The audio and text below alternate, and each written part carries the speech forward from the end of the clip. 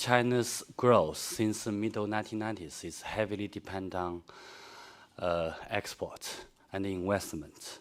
Okay, this resembles the Eastern Asian model that we saw in Japan to some extent, and South Korea and Taiwan.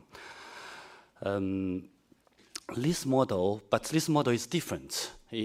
I would call it extreme version of Eastern Asian model, because China's China's investment rates is even higher than that of Japan, South Korea, and the consumption as a share of GDP is even lower than those Eastern Asian economies. What driven this model, the China model to extreme version of Eastern Asian model is the local government competition. Generally, what local governments did is to compete in, for manufacturing investments by providing very cheap land, by relaxing labor and environmental protection to attract business. Usually, the game local governments played in China is that they borrow money to requisition land from farmers and pave the infrastructure, and then lease the land out, usually at zero or even negative price, to manufacturing investors. And then they get only 20% of the tax from manufacturing investors, value-added tax. 75% goes to the central government. That will not help them to make the money back, because they incurred significant cost in preparing for the industrial parks.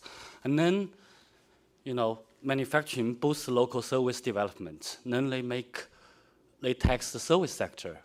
Business tax is 100% owned by the local government, and then they also lease land for commercial and residential purpose.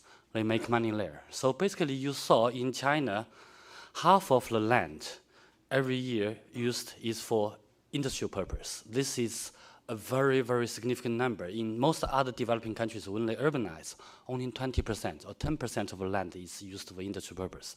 In China, you saw over 50%. Maybe China have 10,000 industrial parks. You don't see anything like this in any other developing countries.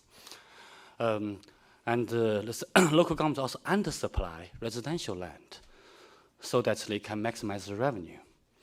That help to make, then you have real estate bubble.